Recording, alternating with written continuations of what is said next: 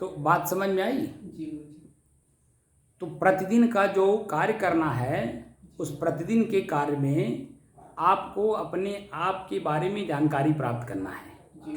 ठीक है ना? जी। कि श्वास मेरे से अलग है, इस बात की जानकारी पूरी करनी है। और जब श्वास अलग महसूस हो जाएगा पूरा, उसके बाद तब फिर अलग अलग चीज़ों को हम बताएंगे। जैसे आँख का विषय क्या है, कान का विषय क्या है।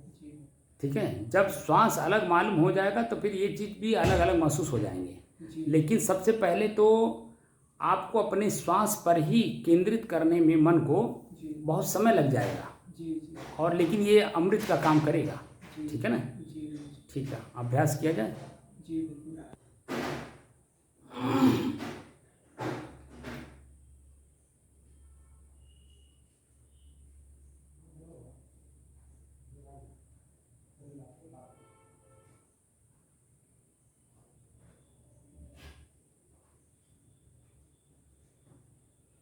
एक मिनट के लिए बंद करिएगा।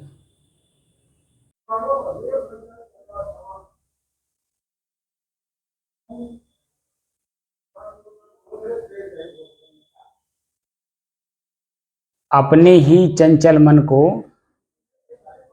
अपने ही वश में करके एकाग्रता, स्थिरता एवं स्वयं अपने आप में शांति का अनुभव करने की दृष्टि से साधना करते करते आज 981 दिन हो गए। तारीख 15 जुलाई सन 2024, दिन सोमवार, सायंकाल का समय, सायंकाल के समय का यह दूसरा वीडियो। प्रथम वीडियो में हमने साधक के बारे में जानकारी प्राप्त किया और उन्हें अध्यात्म के बारे में कुछ जानकारी देने की कोशिश की। अब इस वीडियो में आपने क्या नाम बताया था? रंजीत कुमार। रंजीत जी, आपको अपने ही श्वास को अपने से अलग होकर के देखने का शिक्षा दे रहा हूं कि अपना ही श्वास अपने से अलग है। और कितना अलग है? जितनी दूरी पे आप और हम हैं। जब तक अपना ही श्वास अपने से अलग महसूस ना हो और वह भी मेरे से अलग है, दूर है, और समय समय से हमें ये कष्ट भी देता है, सुख भी देता है, आनंद भी देता है, पीड़ा भी देता है, ये महसूस ना हो जाए तब तक दूसरी चीज़ों को नहीं देखना है, न दूसरे की चीज़ों के बारे में जानकारी प्राप्त करना है। क्योंकि इसकी खुद की परिपक्वता ही आपको अन्य चीज़ों में लाभ देगा। क्योंकि जो चीज़ें हम लोग सीख रहे हैं वो बहुत बड़ी चीज़ है और वह ये जानने की कोशिश कर रहे हैं कि मैं स्वयं कौन हूँ। इसी अपने शरीर में मैं स्वयं कौन हूँ, स्वयं को जानने की दृष्टि से साधना हो रही है। तो श्वास मेरे से अलग है, श्वास मैं नहीं हूँ, श्वास प्रकृति है, प्रकृति में वायु तत्व है और वह अपना रूप दिखाता है समय समय से, और उसके में खुद में भी अलग अलग चीज़ें मिल करके हमें अनुभव कराती हैं। ये बातें सब आपको समय समय से जानकारी होगी, लेकिन पहले आपको अपने श्वास को अपने से अलग होकर देखने का अभ्यास करिए। और तब तक देखिए कि जब तक आपको अपना ही श्वास आपसे अलग महसूस ना हो। सुबह शाम का तो अभ्यास करना ही करना है, जो हम लोगों का एक समय बंधा हुआ है इस कक्ष में। लेकिन समय मिलने के बाद रात में भी करिए, दिन में भी करिए, जब भी समय मिल जाए आपको अकेले में, तभी आपको बस कुछ करना नहीं है, एकांत में अपने कमरे में बैठ करके और अपने श्वास को आंख बंद करके अपने श्वास को अपने से अलग होकर के अभ्यास करने का कोशिश करना है कि मेरा श्वास मेरे से अलग है। तो उसमें और आपको चीजें मिल जाएंगी समय समय से। ठीक है? तो आप बैठ करके अपने श्वास को अपने से अलग होकर देखने का अभ्यास करिए।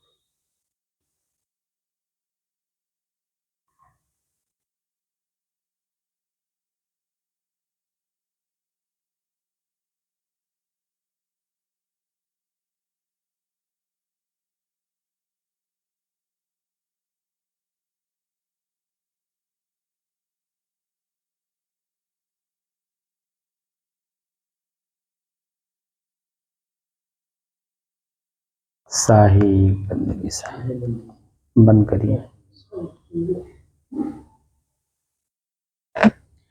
तो वो बातें अधूरी रह गई थी जी जो वीडियो में नहीं आ पाया था, तो उसको हम पूरा कर दें।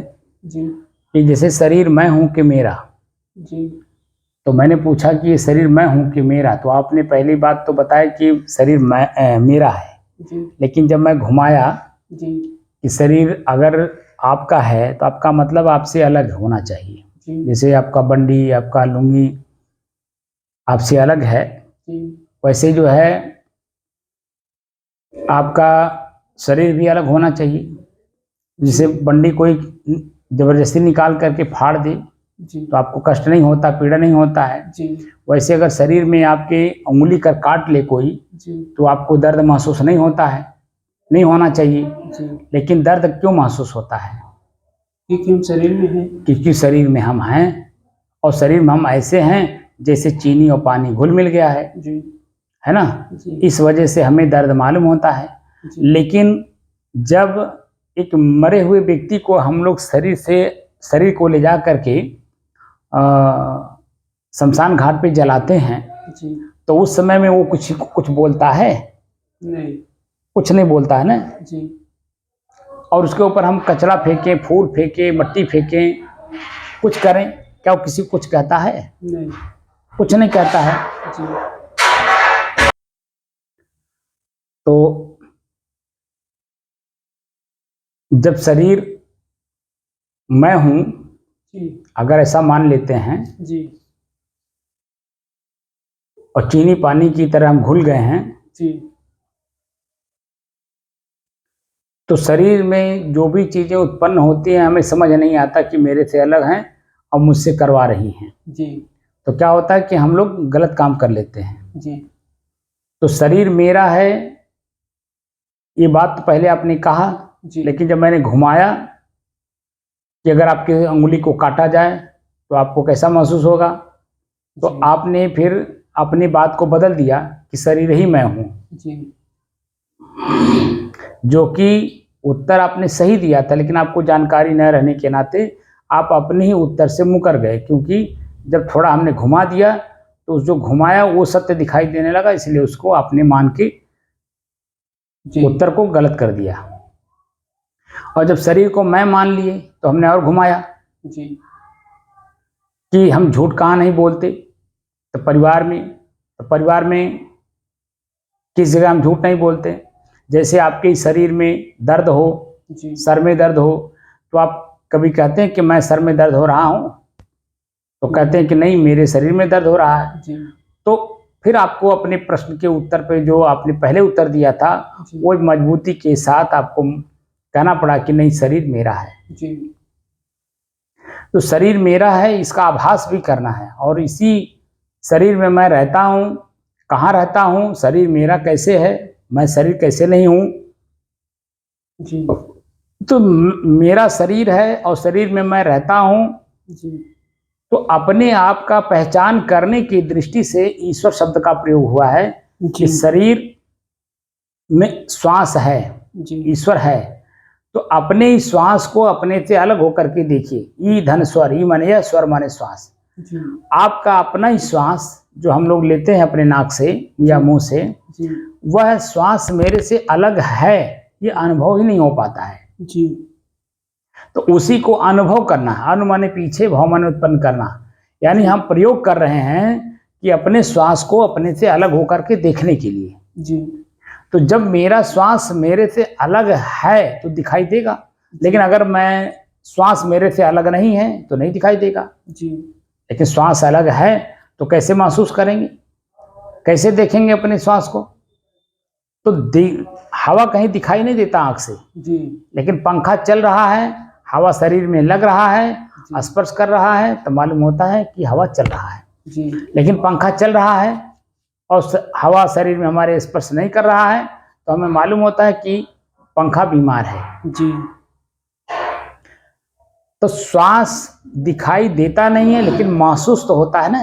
जी बिल्कुल तो महसूस होता है, उसी को महसूस करना है कि मेरा अपना ही श्वास मेरे से अलग है। जी और जब अलग महसूस हो जाएगा तब उसके बाद मैं कौन हूँ का परिचय प्राप्त होगा, क्योंकि श्वास को मैं ले रहा हूँ, मैं छोड़ रहा हूँ और मैं ही अनुभव भी कर रहा हूँ स्पर्श के रूप में। जी ठीक है ना। जी तो धीरे धीरे मैं स्वयं कौन हूँ, इंद्रियां कौन हैं, इनके विषय क्या हैं, इनके भोग क्या हैं, इनको समय समय से अपना विषय का मांग करेंगी, भोग का मांग करेंगी। लेकिन मुझे देना है कि नहीं देना है, इसके बारे में समय समय से आपको जानकारी मिलती रहेगी। जी तो आपको अपने श्वास को अपने से अलग होकर के देखने का अभ्यास आज से शुरू किए हैं, तो आप अभ्यास बराबर करते रहेंगे। यहाँ 2 घंटे सुबह, 2 घंटे शाम तो करना ही करना है, जी लेकिन समय मिलने पे जी आप आवास स्थल पर भी जी जब भी आप खाली रहिए जी तो खाली अपने को खाली महसूस मत करिए। जी तो क्या करना है, अपने श्वास को अपने से अलग होकर के देखने का अभ्यास बैठ करके करना है। जी और ध्यान रहे कि सुख सुविधा होते हुए भी जी और सुख सुविधा का उपयोग नहीं करेंगे तब परम वैरागी आप माने जाएंगे। जी ठीक है ना, परम वैराग्यवान माने जाएंगे। जी लेकिन सुख सुविधा में अगर आप उलझ गए जी तो जहां थे उससे भी नीचे चले जाएंगे, क्योंकि ये सुख सुविधा हर जगह नहीं मिलेगा। जी आश्रम में जब तक रहोगे तब तक, जब तक जो चाहोगे सो कर लोगे, जी क्योंकि सब उपलब्ध है। जी लेकिन मान लीजिए किसी भक्त के घर गए तो, जी कहीं यात्रा में हो तो जी वहां तो नहीं मिलेगा ना, तो वहां जी। आपको कष्ट महसूस कराएगा। तो ये जो ध्यान सीख रहे हैं या अध्यात्म का परिभाषा सीख रहे हैं, जी वो कुछ नहीं सीख पाएंगे, जी क्योंकि दुख सुख से हम अलग हैं। इस दुख सुख से अलग होते हुए ही अपने आप का अभ्यास करना है। जी इसलिए सुख सुविधा होते हुए भी जी सुविधा का उतना प्रयोग करना है जितनी आवश्यकता है समय समय से। जी बाकी सुख सुविधाओं को अपने से दूर रखना है, जी क्योंकि हम सुख सुविधा को देखने, जानने, उपभोग करने के लिए साधु नहीं बन रहे हैं, जी बल्कि सुख सुविधा का परित्याग करके स्वयं मैं कौन हूं को जानकारी करने के लिए अध्यात्म में आकर के, अध्यात्म का विद्यार्थी बन करके, साधु बन करके हम सीखना चाहते हैं, जानना चाहते हैं, समझना चाहते हैं जी और अपने आप को अपने आप से ही, अपनी बुराइयों से अपने आप को मुक्त करना चाहते हैं। जी मोक्ष का मतलब होता है मोह का नाश करना। जी मोह का मतलब होता है चिपकाहट, आसक्ति। जी किसी चीज को हमने जो मान लिया है उसके बिना न रह पाना, जी जो कि उसके बिना बाद में आप रह लेते हैं, जी लेकिन तत्काल में आपको यह महसूस कराता है आपका मन कि इनके बिना हम कैसे रहेंगे या इस वस्तु के बिना हम कैसे रह पाएंगे। जी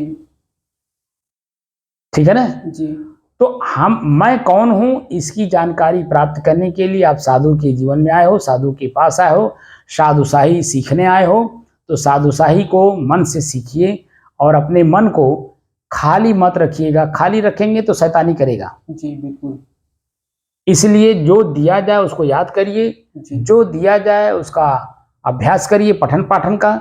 जो दिया जाए अभ्यास करने के लिए, जैसे श्वास को अभ्यास करना है, बार बार देखना अपने से अलग, जी उसका अभ्यास करते हुए आगे चल करके आप ही लोग इसी समाज के पथ प्रदर्शक बनेंगे। लेकिन अभी पथ प्रदर्शक नहीं हैं, तो जो पथ प्रदर्शक हैं उनसे पथ कैसे चला जाता है, पथ क्या है, पथ की गरिमा क्या है, वो सब चीजें धीरे धीरे सीखते हुए आगे बढ़ना है। ठीक है ना जी साहिब, बंदी साहिब। साहिब। 7:15 बज गया है, शाम का समय है। जी अब यहीं विश्राम करते हैं जी और आगे की प्रक्रिया को शुरू करते हैं। साहिब बंदी साहिब बंदी।